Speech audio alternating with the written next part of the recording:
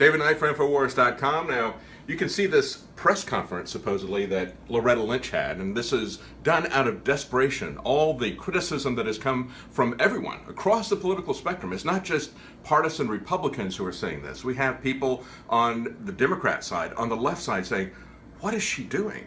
Doesn't she understand this? She's the highest law enforcement officer in the country, and she meets privately with someone she's investigating. Not the husband of somebody she's investigating, but one of the people that she is investigating, because this investigation has now gone from the emails to looking at the Clinton Foundation and Bill Clinton himself. So she meets privately with him on an airplane.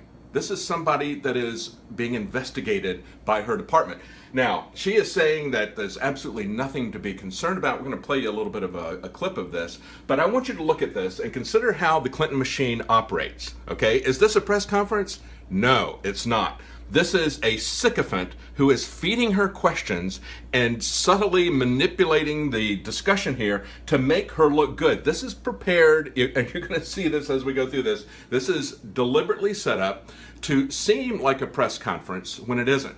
Remember, Hillary Clinton hasn't had a press conference since before the primaries started. It's now, I think, about 215 or some odd days. It was a couple of weeks ago that she hit the 200-day anniversary of no press conference. If they'd had a press conference with people asking Loretta Lynch these questions, she would have been cut to shreds. So we want to play you a couple of the questions that he asked. What is your role going to be in this investigation? Will you recuse yourself? And we'll comment on this as this is running. In the ultimate decision of the Department of Justice. So back to my first question, the what were you thinking question. But let me put a different spin on it and ask, when you're on your plane, now from what having been in Washington a while and knowing how the protocol works, you land, folks get off, you get off for all sorts of reasons, but it's very fast. You're on your plane, and in walks the former president of the United States. Oh my! What were you thinking? He's such a fanboy. Okay. Well, as I've said, you know, he said hello, and we basically said hello, and I congratulated him on his grandchildren, as people tend to do. This is the narrative they've been feeding people. About those grandchildren who do sound great. They talk for a half hour, and it's simply about the grandchildren. Did they say it would be a shame if they never saw their grandmother for 8 to 10 years? Maybe that was part of it. Or you too, right? Former Attorney General Janet Reno. But it really was a social meeting, and it was just a social meeting. In that regard, he spoke to me, he spoke to my husband for some time on the plane, and then we moved on. And as I've said before, though, I do think that no matter how I viewed it, I understand how people view it, and I think that because now she understands it after everybody has erupted. But of course, as the Attorney General, she didn't understand there'd be a problem meeting privately with a person that is under investigation in the highest profile case that she'll have in her career. Well, maybe not. It may does not have a bearing on how this matter is going to be reviewed, resolved, and accepted by me, because that is the question that it raises.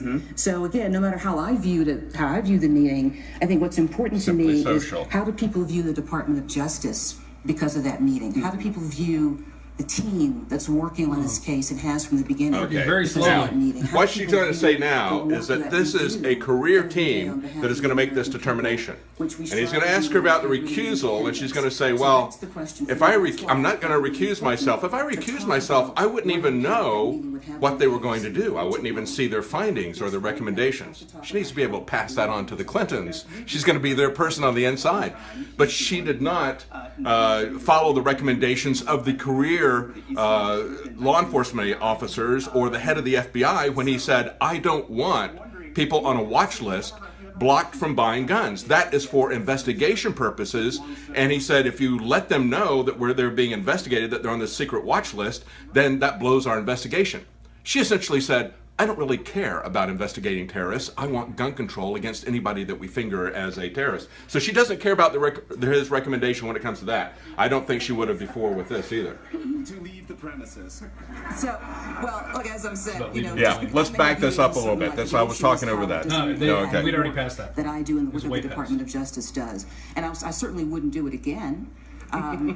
Oh, now she's learned. Now she's learned. And what you missed when I was talking there was the fact that he said, well, why didn't you just tell the former president of the United States, get off my plane? Ha ha ha. As if anybody would ever do that, right? But she just talked about what close personal friends they are. So yes, she would have been able to tell him, get off my plane. Don't you understand I'm investigating you right now? But he throws this question out, and that's what that's a key issue, I think, a key question in this whole dog and pony presentation. This is not a press conference. This is protecting the Clinton machine's image. And he did that by throwing it out to you after they talked about, well, first of all, this is just social, we're close friends, longtime friends and everything. But then he comes back, let's revisit that. What were you thinking question.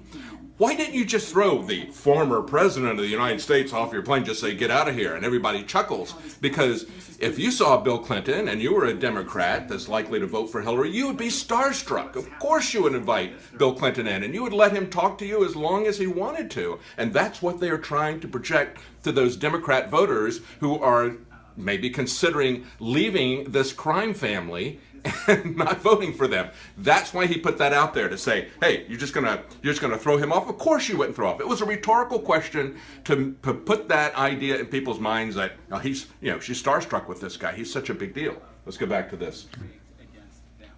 I think that people have a whole host of reasons to have questions about how we in government do our business and how we handle business and how we handle matters. And I think that, again, I understand that my meeting on the plane with former President Clinton there she is. They've already got this up before she gives the answer. And this is Fox News. They've already put up the lower third saying integrity is the most important issue. Because maybe they got a transcript of this. There, she just said it. She just said integrity is the most important to me. Look at the matters that we work on every day, whether they involve a high-profile matter or a matter. Everybody knows what's going on but us. Look at the victims. And the thing is, they could very well have had a transcript of this. I don't know if they did or not, because, yeah, they do this live. But you understand, they're trying to make this look like a press conference. This is in no way a press conference. That's one of the most important things for you to take away. They still have not done a press conference. This is the way the Clinton machine operates. This is a head fake. It's not a press conference. There's no hardball questions here. There's no follow-up. If they had put the real press corps there in a press conference, she would be resigning this afternoon. This is damage control with a fanboy from the Washington Post here talking to her, and they've already got the questions up, the responses that she got. Insight into this, I'd say, the nuts and bolts of the investigation at this point in time. They're working on it. They're working on it very hard. They're working on it to make sure that they're as thorough as they can be, that they've covered every angle, that they've... All right, Alex is going to have more on what's going on with this right now. Tune into the Alex Jones Show. He is live right now, so tune in and you'll see his analysis as well. This is Rob Dew and David Knight reporting for Infowars.com.